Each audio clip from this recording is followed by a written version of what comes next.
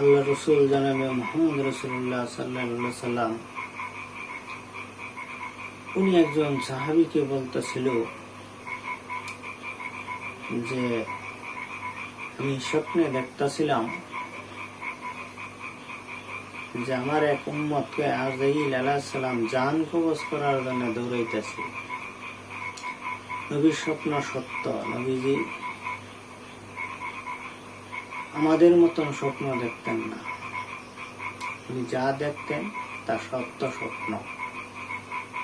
পয়গম্বররা ওহী যেমন ফেরেশতা জিবরাইল আলাইহিস সালাম আয়া কইয়া যাইলে যেরকম মানতেন, বিশ্বাস করতেন, পয়গম্বররা স্বপ্ন দেখার পরেও তা মানতেন, বিশ্বাস করতেন, কারণ স্বপ্ন সত্য।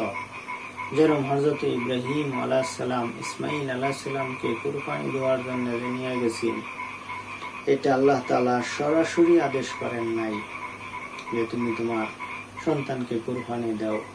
ইব্রাহিম আলাইহিস সালাম স্বপ্ন যুগে সন্তানকে কুরবানি করার আদেশ পাইছিল। আর ইব্রাহিম আলাইহিস সালাম বুঝছিল পয়গম্বরদের স্বপ্ন এটা ওহী, এটা সত্য স্বপ্ন, এটার মধ্যে কোনো সন্দেহ নাই, এটা শয়তান দেখায় না, এটার মধ্যে কোনো ভেজাল নাই, যে এটা আল্লাহ প্রদত্ত স্বপ্ন, এটা সত্য স্বপ্ন। এই জন্য ইব্রাহিম আলাইহিস সালাম পাশটান দেন নাই যে আল্লাহ নিশ্চিত চাইতেছে আমার সন্তানকে আমি কুরবানি দিই। ইব্রাহিম আলাইহিস সালাম এই জন্য ইসমাইল আলাইহিস সালামকে কুরবানি দেওয়ার জন্য নিয়ে গেছিল। এটা স্বপ্নের দেখার পরেই নিয়ে গেছিল। তো এরকম আমার আপনার রাসূলও স্বপ্নে এরকম দেখতেছিল যে তার এক উম্মতকে আজরাইল আলাইহিস সালাম দৌড়াইতেছে, সে আজরাইল আলাইহিস সালামের হাত থেকে বাঁচার জন্য চেষ্টা করতেছে, ধরে ধরে ধরে হালাইতেছে, এরকম মৌসুম দেখা যাইতেছে। তা হঠাৎ করে দেখে যে ওই ব্যক্তি আর আজরাইল আলাইহিস সালাম এই দুইজনের মাঝখানে কুদরতি একটি দেওয়াল, একটি ওয়াল আইসা দাঁড়ায় গেল। দাঁড়ায় যাওয়ার কারণে আজরাইল আলাইহিস সালাম আর ওই দেওয়াল পার হয়ে ওই পারে যায় আর ওই ব্যক্তিকে ধরে নাই, ওই উম্মতকে ছেড়ে দিছে। আজরাইল আলাইহিস সালাম সরে গেছে। কাজেই নবীজি বুঝতে পারলেন যে নিশ্চয়ই এমন কিছু আমল আছে যে আমলের কারণে আমার এই উম্মতের জান কবজ করবে আজরাইল নিশ্চিত, অথচ জান কবজ না করিয়া আল্লাহ পাক স্বয়ং বাঁচাবার জন্য দেওয়াল দিয়া দিছে, ওয়াল দিয়া দিছে।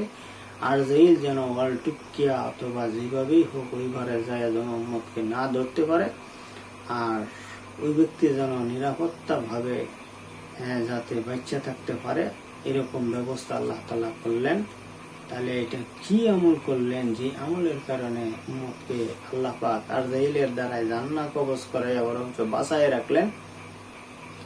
হঠাৎ করে দেখে যে এই দেওয়ালের ভিতরে ইঙ্গিত দেওয়া আছে যে মায়ের সেবা, বাপের সেবা করার কারণে, মা বাবার দোয়ার কারণে আল্লাহ তাআলা তার হায়াত সন্তানের বাড়াইয়া দিছে।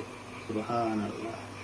তাহলে চিন্তা করেন যে মা এবং বাবা সেবা যত্ন পায়া দোয়া করছে সন্তানকে যেন আল্লাহ তুমি কোনো বিপদে কোনো মুসিবতে না ফেলাও, যেন তুমি সবসময় হেফাজত করো, আপদ বিপদ থেকে দুর্ঘটনার থেকে যেন বাঁচাও।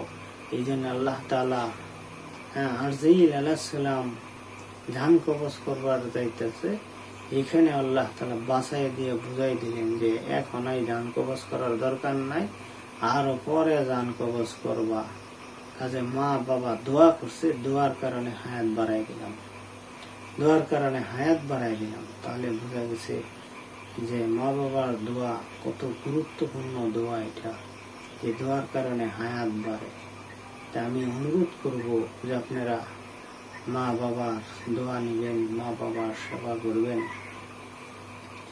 আল্লাহ তাআলা হাদিসের ভিতরে এরকম দৃষ্টান্ত দিয়ে দিছেন যে যদিও জান্নাত আমার কাছে, কিন্তু এরপরেও দৃষ্টান্ত দিয়েছেন যে মায়ের পায়ের তলে জান্নাত। তার মানে কি, মা বাবা সন্তুষ্ট থাকলে, দোয়া করলে এই সন্তান আল্লাহ পাকের কাছ থেকে জান্নাতটা অনায়াসে হয়ে যাব।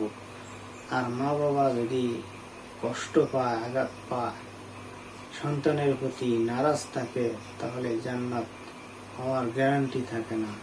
অনেক কষ্ট হয়ে যাবো জান্নাত যদিও পায়, অনেক কষ্ট হয়ে যাবো জান্নাত নেওয়া। আর দোয়া নিলে, দোয়া পাইলে জান্নাত তার জন্য সহজ হয়ে যাবে, তো এরকমই একটি বুঝাইছে। তাই এই জন্য আমরা যাদের মা বাবা জীবিত নাই, তারা সন্তানের হাতের দিকে তাকায় আর সেই কবর থেকে যে দান খরচ করো বাবা আমাদের নামে, আমরা কবরে শুয়ে শুয়ে সব পাবো, নেক পাবো। আমাদের জন্য নামাজ পড়িয়া পড়িয়া, দুরূদ শরীফ পড়িয়া, কালিমা পড়িয়া, সূরা ফাতিহা ক্লাস করিয়া দোয়া করো, আমরা কবরে সব পাবো।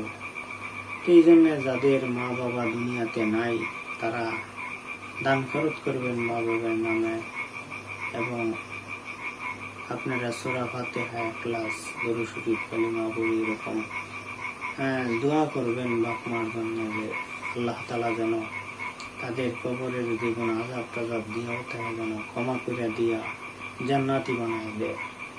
দোয়া করবেন। আপনি আজকে যদি দোয়া করেন, আপনার সন্তান দেখলো, কালকে দোয়া করলেন দেখলো, একদিন আপনিও এরকম দুনিয়াতে থাকবেন না।